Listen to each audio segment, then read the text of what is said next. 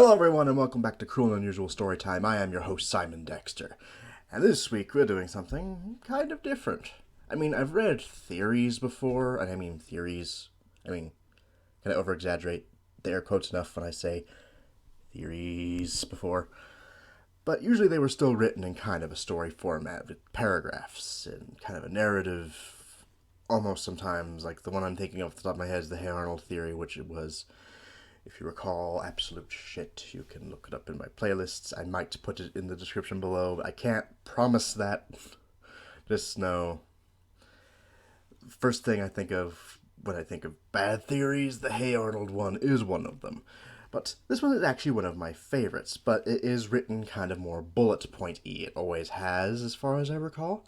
So it's going to be kind of a different episode. It might feel a little shorter, but I think I'm going to try and make up with it by talking about it some more, since I've made it clear multiple times I like this theory. So, let's just jump into it. This suggestion was by Faye Bluebird, I believe. And speaking of suggestions, guys, remember I do strictly creepypastas on Fridays. I've started doing books on Saturdays, so you can suggest those. In fact, I wouldn't mind if you did, but I won't get to them for a while because I'm reading books and they take a bit. And then I do strictly fan fiction of any sorts on Sunday.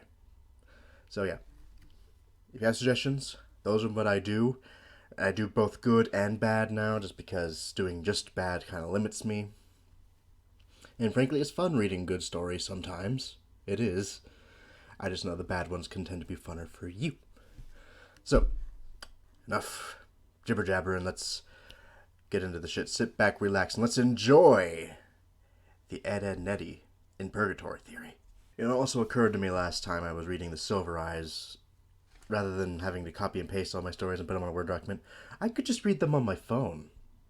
How stupid am I? Why do people give me the time of day? Anyway, also I couldn't find the original source, so I'm reading this on cartoonconspiracytheories.blogspot.com, so should you want to read it, there's where one of the versions is. I couldn't remember where the actual original source came from, so I just picked the first one that actually looked correct. So, let's do this, shall we? Okay, the next conspiracy is the Eddy Purgatory theory, which states that everyone in the neighborhood actually died in a different time period and was sent to roam the cul-de-sac of Peach Creek, the land they once lived in their former life. The theory is quite interesting because behind an innocent, happy setting, there lies each character's dark and gloomy past. That's not why I think it's interesting personally, but whatever. Anyway, so the first to die was Rolf, a son of a shepherd who lived with his family at their farm. Not only was he the first to die, he was the first to live in the land that would later be known as the cul-de-sac. Which this makes sense because if you ever watch the show, you notice Rolf does everything extremely old-timey compared to every other character in the show. He just has that... they play it off as him being, foreign and doing things differently, but if you want to look at it from the different perspective of this, him just being from the oldest time period adds up to his behavior sometimes.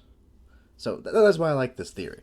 Right, in 1903, Rolf was trampled to death by his bull who broke out of its cage. He took his farm animals even after death and still takes care of them in his farming duties on a daily basis, which again would make sense with why he's so personally attached to the animals and why they're even there, considering no one else is. Right after Rolf's death is Johnny, and his family moved into the farm that Rolf's family used to own. In an attempt to compensate for the lack of friends and abundance of free time he had, Johnny created Plank, who would stay with him for the rest of his life. After years of fighting tuberculosis, Johnny died in 1922 and took his friend Plank with him in the afterlife. And again, it makes sense, since he was also from an older time period, he would have sort of an old-timey friend like a plank of wood. Which again, makes the plank thing make sense. Even though the realistic reason of why he uses a plank of wood is because initially it was going to be a blanket, but Linus is a thing, and Danny Antonucci didn't want to look like a rip-off artist guy. So yeah, again, adds a little logic, which is good. Eddy was born in New York, but moved to the neighborhood in 1932, which, with his dialect, kind of works, as had begun to start forming from many families moving into the land, because it was during the Great Depression, which would explain Eddy's, insane desire for money. If he was from the Depression, money would be like top of his thoughts, even as a child, because it was just such a big deal. Because during the Great Depression, Eddy became a schemer in order to get away from the sad truth that he was living in. I wouldn't agree with that necessarily, because whatever. However, in 1939, it is inevitably brought to his death when he drowned in a river while trying to run away from a group of children, they trying to get revenge on Eddy after falling for his trickery. Which, that's probably my favorite death in this, because that sounds extremely legitimate considering it's Eddy. Sarah and Ed were born in the late 40s when the cul-de-sac started to take form from the popular pre-planned developments in the post-war era. While growing up in WW2, they had different ways of escaping the brutal reality of a working mother who was never home and a dead GI. I don't recall that part, but I like it a lot. Because that would explain why they're always dealing with the mom only. The dad's mentioned, so it's also kind of implied that he's in the afterlife too. But you don't see him as much, so it kind of connects that dot. And I kind of like that quite a bit. Anyway. Sarah becoming controlling in order to let everyone know that she was the one who was in charge. On the other hand, Ed shut down from the world and got involved in comics and movies, which, being in the 40s, that's when fucking, like, Marvel and DC really started to get big, was in the 40s. So, that'd be a good time to start. It's also when, it also explains all the really shitty shows he watches, because that just screams 40s. Does it? Yeah, it would, wouldn't it? Because, holy shit. Their death was caused by a car accident while driving to their grandparents' house, and I like that theirs is really simple. I think it just fits better. A flower child, Naz was born in the 60s during the hippie era, which, again, considering her slang and kind of the fact that she's... I hate saying sex symbol because she's 12, but considering every boy in the cul-de-sac wants her, I have no choice but to call her that. So it fits, again, why I like this. Growing up as a beautiful girl, she always flirted with the boys and lived carelessly. However, in the summer of 1979, a serial killer escaped from an asylum and broke into Naz's house. Her whole family was murdered after Naz was raped and killed. In the afterlife, Naz chose to completely forget about her family, which is why she does anything she wants. She has no parental figure. Because she has no parental figure. Right, I forgot her death's random, in my opinion. We'll get to that in the end, don't worry about it. Double D, or Ed, they say Ed, but I'll let them side with this because it's a theory. I'm going to call him Double D so you know who the fuck I'm talking about since I've already talked about Ed. Double D was born under two controlling parents who, even after his death, greatly influenced his life. Sticky notes everywhere. Stupendous. He followed their footsteps intellectually, but became rather shy and timid. In 1986, a gasting occurred while Ed was... Double D, sorry. I forgot my own rule. Double D was experimenting and caused an explosion that blew him and his house altogether. And it is sort of a common theory that the reason Double D wears a hat all the time is very self-conscious is because there was an explosion and it left his hair singed and unable to grow back properly from one of his experiments. It never showed it. They promised it, but they never gave it to us. So that actually also kind of fits in with stuff that's actually somewhat canonical.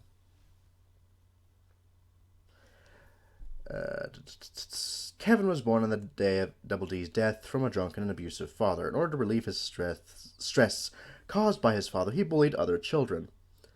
Which makes sense, frankly. In 1999, Kevin tried to stand against his father but was beaten and died while getting transported to the hospital. In Kevin's afterlife, Kevin altered his dad's personality to be a loving and caring one, which I kind of like, because, again, if you can form your own reality, why not? Because it's purgatory, not hell. He can do whatever the fuck he wants. However, Kevin still retains his bullying tendencies. Well, you can't really outgrow who you are. Jimmy was the last to join the kids when he died from leukemia in 2000, which, given the fact that he's kind of a hypochondriac, sort of works. Before his death, Jimmy lived in Kevin's old house under his overprotective parents who never let him out to play with the kids. As his days passed by, Jimmy stayed in a small bedroom fighting with his illness, which yeah, being a sick kid, having him be able to actually do things in the afterlife, but still be kind of a hypochondriac because of all the stuff he had to deal with in his life, makes it work. Okay, ooh, we're getting to the Canker Sisters. Okay, the Canker Sisters, however, are daughters of the devil sent from hell to torture their lost souls.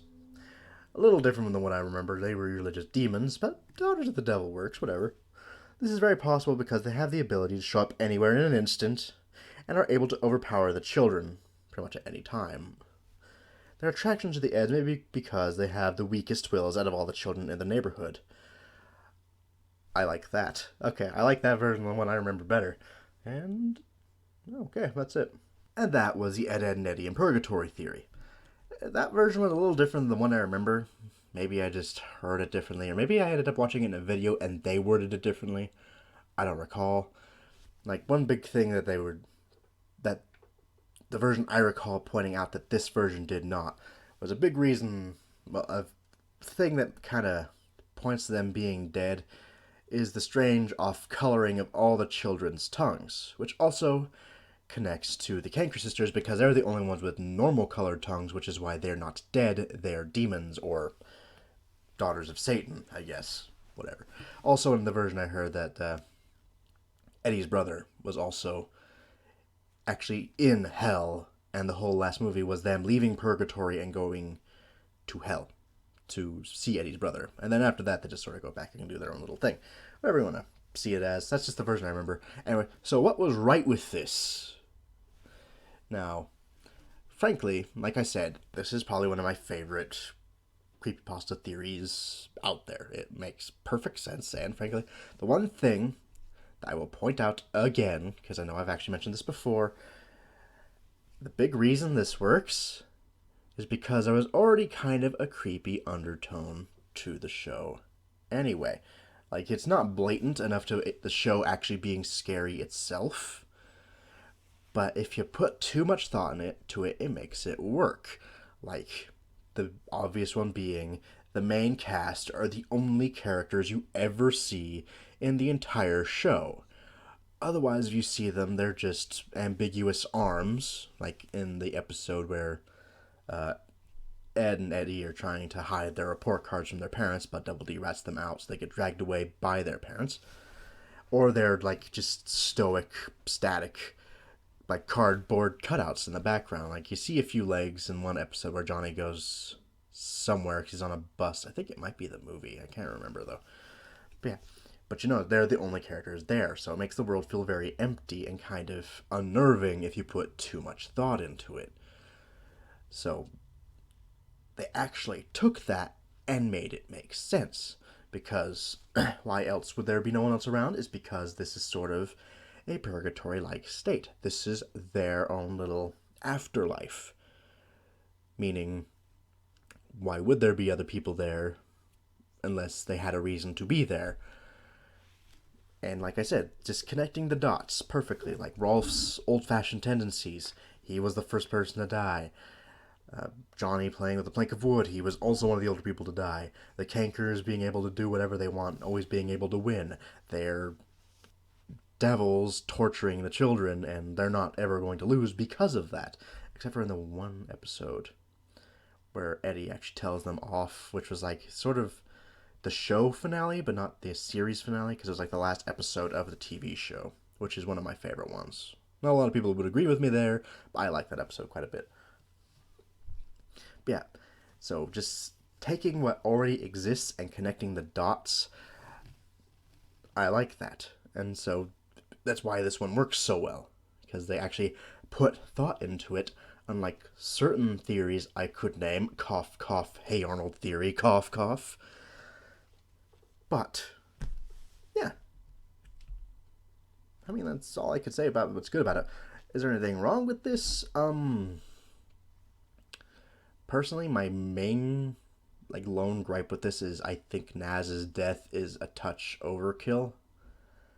Like, I think the big thing with that, though, in their defense, I think the big thing with that, though, is Naz does not have a lot of personality to her. So it was really hard to work with her. So they just did the best they could. The time frame they selected for her was perfect. Like, no question whatsoever. But I just feel her overall. I feel the serial killer raping and murdering her makes no sense in the grand scheme of things. Just because there's like no dot to connect there. I think they just. And I also think they wanted to kind of make all the deaths different in some way, and no one had been straight up murdered. So I guess that could be a reason. I don't know. But personally, I'm just not a fan of that death. But I also can kind of understand why they would choose to do that in a way, if that makes sense. So yeah, that's that. Anyway, like I said, it's one of my favorites. It's really good theory. One of the only good ones out there, frankly. And Rugrats theory was also shitty. I forgot about that one. But yeah, so if you like that, why don't you like the video? Because liking the video gets me more views. And if you're new, why don't you subscribe if you like what I do? Because brother could use the subscribers. Because why not? Anyway, glad y'all could join me today. You'll most likely be seeing me tomorrow. I plan on recording Silver Eyes right after this. So, I hope to see you all then. You all have a wonderful day.